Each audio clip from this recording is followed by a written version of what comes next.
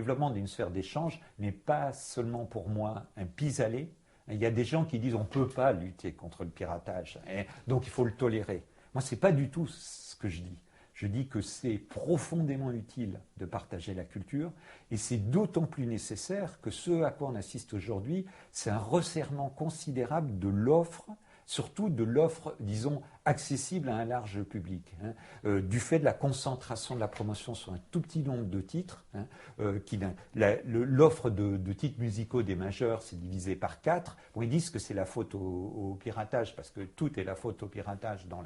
leur discours, mais le résultat, en tout cas, est là. Aujourd'hui, on a besoin d'un contrepoids à la concentration de l'attention sur un petit nombre de sources et de titres, et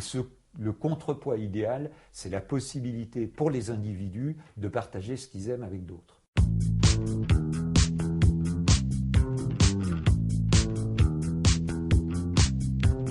Il porte atteinte au droit de toute une série de façons. Le droit à une procédure équitable en installant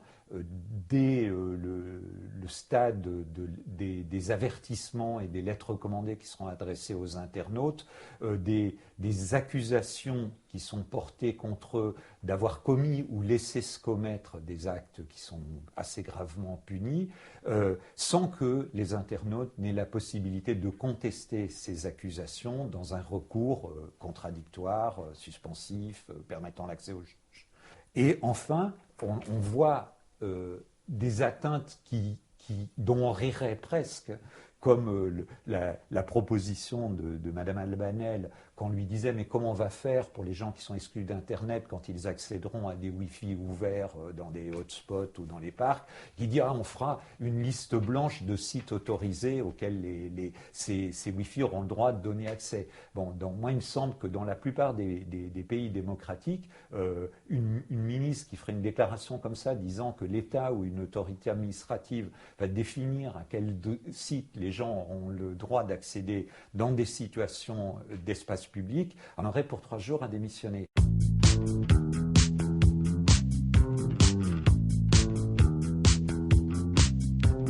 Il y a toute une série de solutions qui ont été proposées par des acteurs très divers, parfois des acteurs gouvernementaux, des sociétés de gestion collective, des intellectuels, des associations de consommateurs, des artistes ou des agents musicaux. Et ces solutions reposent toutes sur une idée commune, c'est halte à la guerre au partage. Il faut trouver un moyen de reconnaître, d'accepter que les internautes puissent, lorsqu'il n'y a aucun but de profit, échanger entre eux des œuvres numériques qui ont été publiées, mais ce n'est tolérable ou positif pour l'économie de la culture et de la création que si cette reconnaissance s'accompagne d'une contribution financière à l'économie de la création.